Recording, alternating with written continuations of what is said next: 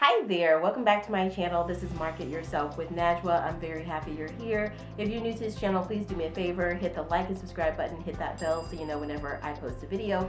Today I'm going to tell you guys all about the magic of the Pathfinder tool. Now guys, the Pathfinder tool in Adobe Illustrator, I believe it also exists in Adobe InDesign, but don't quote me on that, is one of the most utilitarian tools that you can put in your toolbox.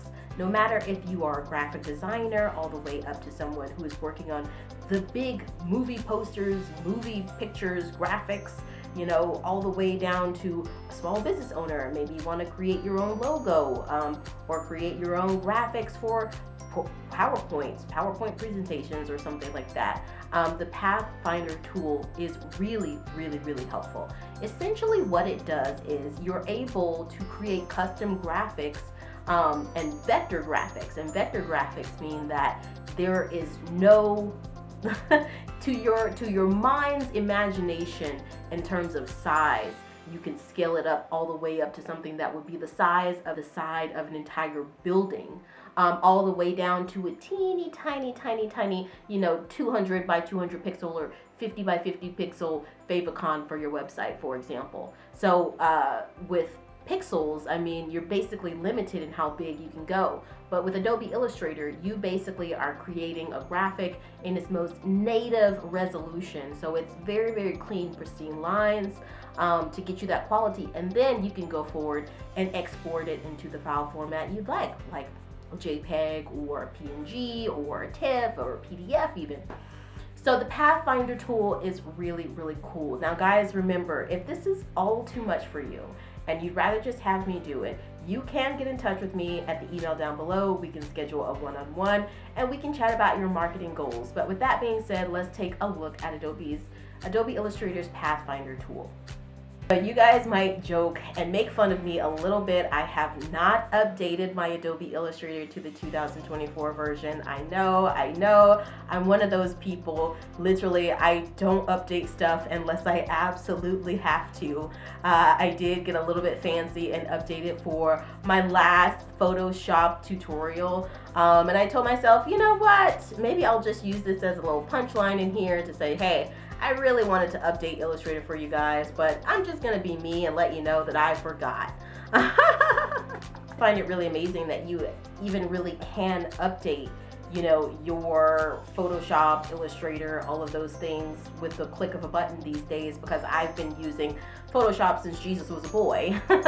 And I actually do remember that big bulky package that you would get from Walmart or Target that had a CD-ROM inside of it, and you actually had to install that in your computer. So I'm just really not as used to updating. It's not that I have pirated any programs or anything like that. I just am a designer who begrudgingly embraces change. So we have got a blank slate of paper here. Well, I should rather say a blank document here, good to go. Okay, so we've just got a blank, you know, sheet of paper size document here. And what I'm gonna do is I kind of thought of an idea, a quick tutorial to basically help you grasp and understand the utilization of the Pathfinder tool. But this is not gonna be anything super intense. This is not gonna be anything super duper complicated. I really just wanted to give a quick introduction to the Pathfinder tool and let you know how useful it can be. So we've got our blank sheet here. And what I had the idea to do was, because you often see this with clients, and I'm just gonna make it a black swatch here. Oh, I had a black swatch, and I let it go. And I'm gonna switch to the stroke, and I'm just gonna not do any kind of a stroke. I'm gonna make a really simple logo form or a graphic here. It could be a logo, it could be something that's used on, let's say, a pamphlet or a flyer, who knows? You know, this is just for the purposes of exploration.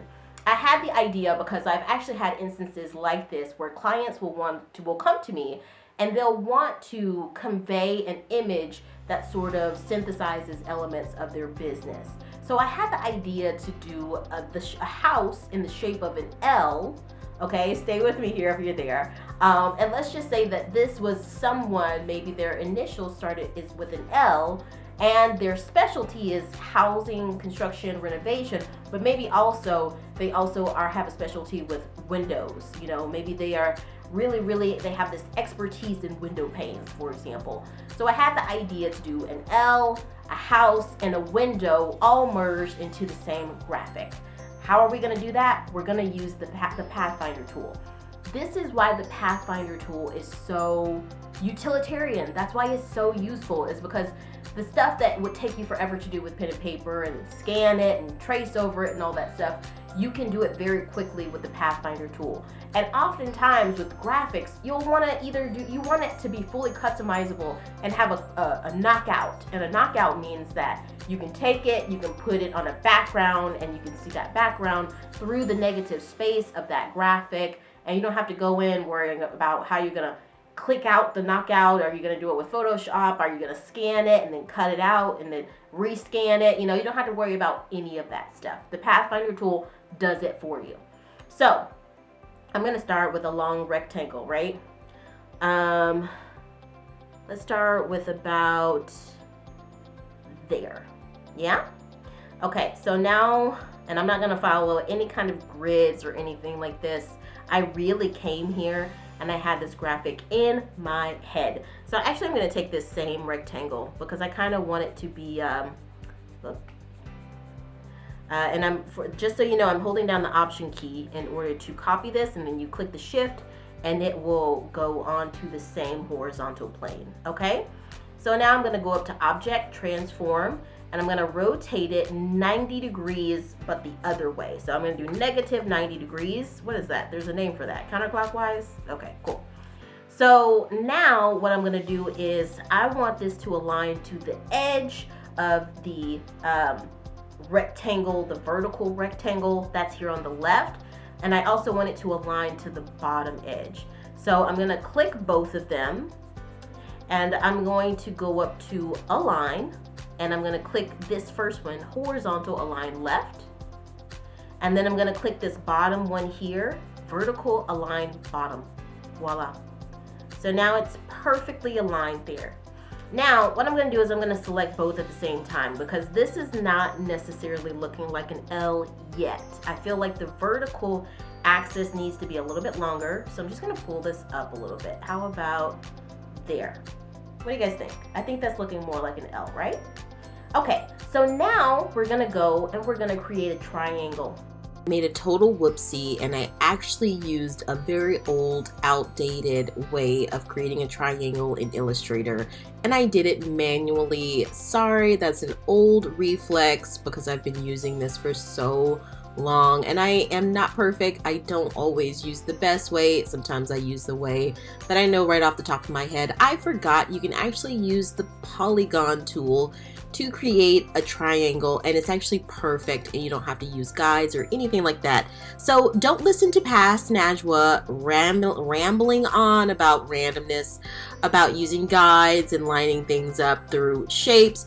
Just use the polygon tool to create a triangle. You quite literally just go to the tool to create shapes. It's usually with a square. You'll see the square, the circle. In there, you'll maybe see a star, depending on what version you have. And you should see a polygon. You select the polygon. You say that you want 3 sides. You select whatever size of the triangle that you want to create, and then you go from there. Okay, future Najwa out.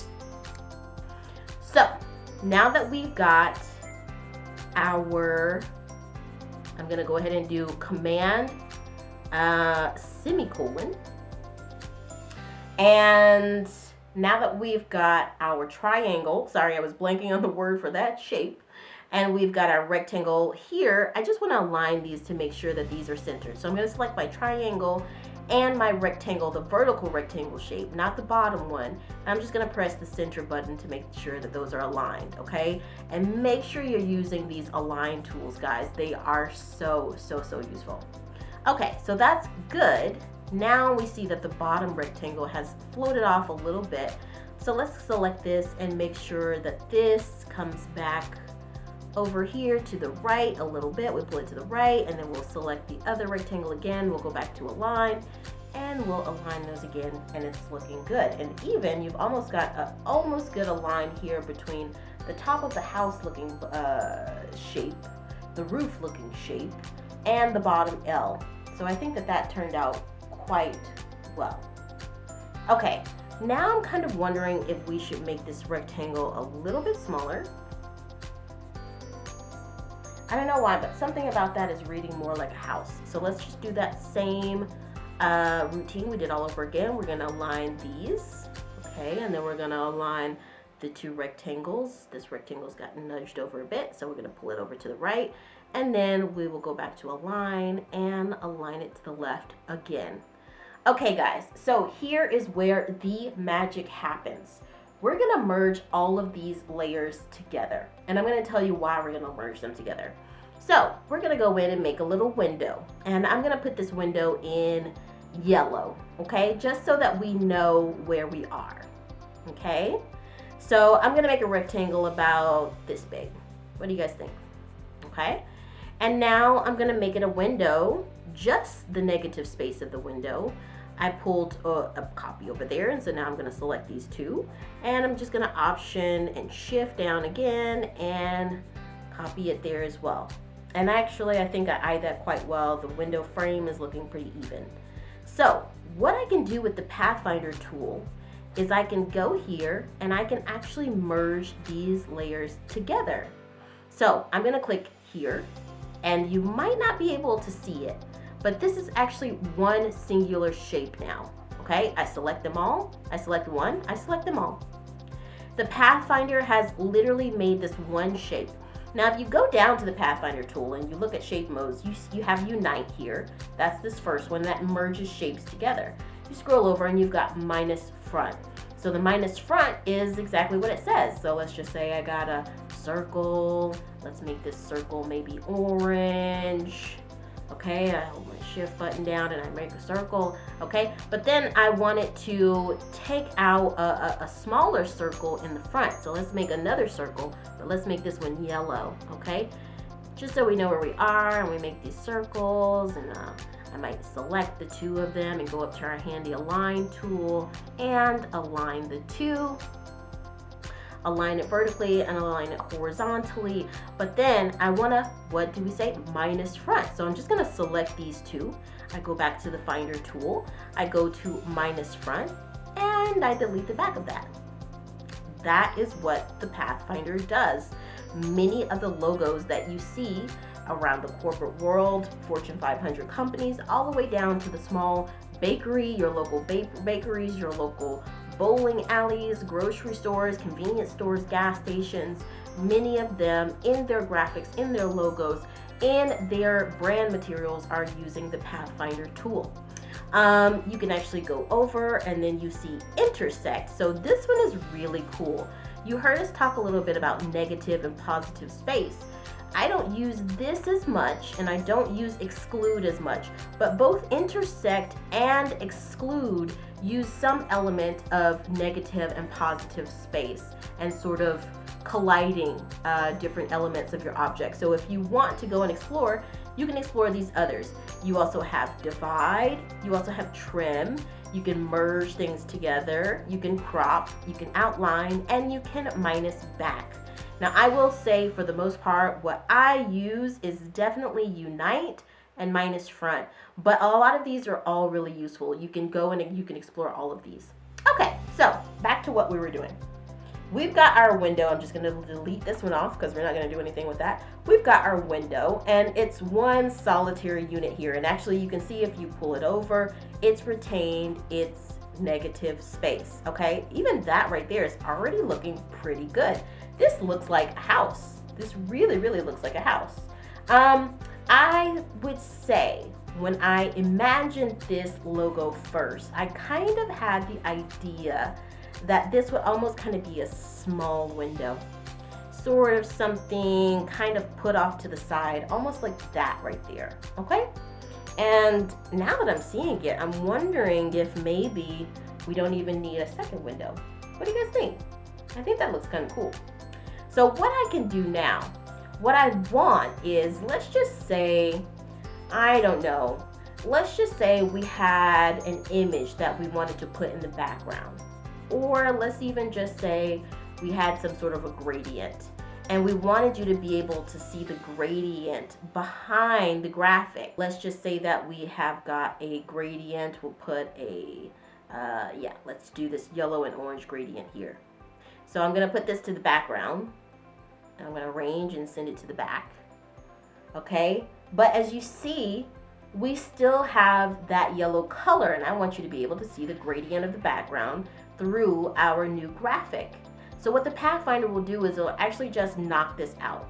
So let's try first with the bottom one, and then we'll do the top one. I'm just gonna select it. It's here in the foreground. Gonna select the L shape. Oh, and I forgot to go ahead and merge these together. So I'm gonna take this rectangle, the vertical rectangle, and the triangle, and I'm going to unite these together. So now this is one object. That's cool, right? Okay, so now what I'm going to do is I'm going to knock this out from it. So I'm going to select this, select the house in the background, and I'm going to do minus front. Voila! How cool is that? So now we're going to go and we're going to do the exact same thing with this one. Select it, select the shape, and minus front. And now you have your own graphic. There's a knockout. If you see, I carry it over here, and you can still see that transparency. You can put a background on it. You can export it as a JPEG and put it on other images. This is a graphic that someone could use in a lot of stuff. You know, you could use it in a PowerPoint. You could use it as a logo form. You could use it as something to put on stationery. And this is just an example, but you can use the Pathfinder tool to whatever kind of feel or vibe or look that you're trying to convey. But I hope that this was informative. Again, if you have any thoughts, you know, if you really need help with it, you say, I've got some ideas, but I don't really know where to start. Najwa, would you help me? Again, just go ahead and shoot me an email. We can schedule a one-on-one to talk about your marketing needs. I would love to help you. And with that being said, I will see you guys next time. Remember to like and subscribe. Have a great day. Bye.